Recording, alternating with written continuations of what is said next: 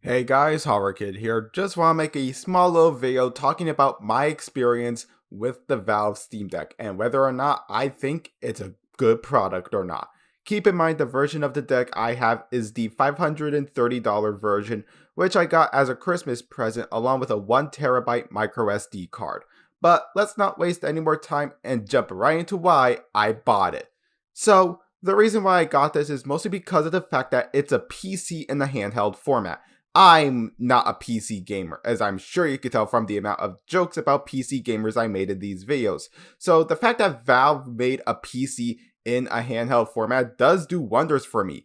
Keep in mind, while I do have a gaming laptop, an Acer Nitro 5 to be specific, I mainly use it for editing videos and recording gameplay footage. Now, while yes, I did play Dark Souls 3 on this, that still doesn't change my mind about playing on PC. Honestly, the ultimate reason why you would want to play on PC is for emulation, which is what the Steam Deck really excels at. Portable emulation. Due to how much horsepower is in this device, you can emulate upwards to the HD generation of consoles such as the PlayStation 3, the Xbox 360, and even the Wii U. But it is also an amazing retro emulation machine, going from simple Atari 2600 to something like a PS2 and even the 3DS. Yes, this thing can emulate handheld devices like the normal DS and the 3DS. I would show footage, but I don't want this video to be taken down by the Nintendo Ninjas, so I'll just go over what games I emulate from the PlayStation 3. So I started my Steam Deck PS3 emulation journey by trying out Ratchet & Clank A Crack in Time via RPCS3, and outside of a few moments where the game would just freeze for some reason, I still had a very fun time playing through one of my all-time favorite games from the comfort of either my bed, leaning back in my chair while in the call with my co-writer while he works on some of his own videos, or while in the bathroom.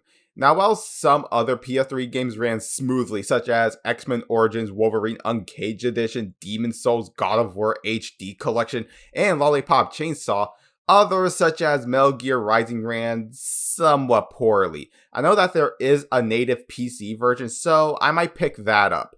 In terms of retro emulation, a majority of them support retro achievements, so if you're someone who wants these old games to have a form of replayability, well, here's your solution.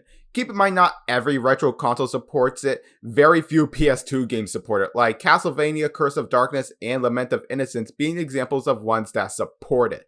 Now, of course, not every retro console you emulate will work right off the bat. You do need to find the BIOS files for a majority of them, like the PlayStation 3, the Panasonic 3DO, and the Sega Saturn. But if you know where to search, you can find the BIOS files. Now, if we're talking about the process on how to do all this, then you need to learn how to code. The Steam Deck uses a Linux-based operating system, so some knowledge on how to code is required. Or just use a tutorial so you can not only do emulation, but also be able to do remote play. Yeah, the Steam Deck is also capable of doing PlayStation 5 remote play, and that is just crazy, and is also a big reason why I love this device. It is an absolute chameleon of a handheld. Of course, as much as I praise this device, there is one teeny tiny itty bitty borderline microscopic issue that I have it. More of a nitpick, really. It's the battery life. It all depends on how graphically demanding the game in question is. Before I started emulating games, I mainly played Dark Souls 3, and at most the battery would last around roughly 90 minutes or an hour and a half at most, and that is with trying solutions on how to make the battery last longer. Still didn't stop me from managing to beat it in roughly 11 hours and a half. But overall, if you have the money, should you buy the Steam Deck?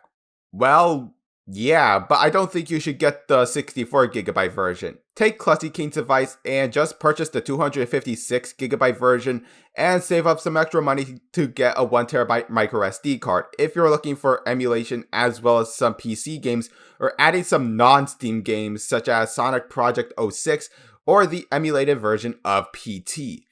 So, if you're someone who wants a very portable PC, then I say go for it. It's honestly great if you're not that big into PC gaming like me.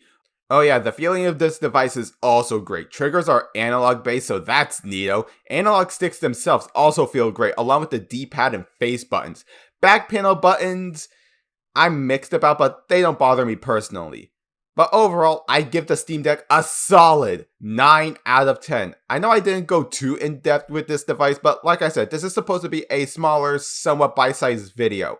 So if you enjoyed it, give it a thumbs up, subscribe to the channel, and turn on notifications to be notified whenever I make a new video. As always, my social media links are down below. I've been Horror Kid, and I will see you all in the next video. Take care, everybody.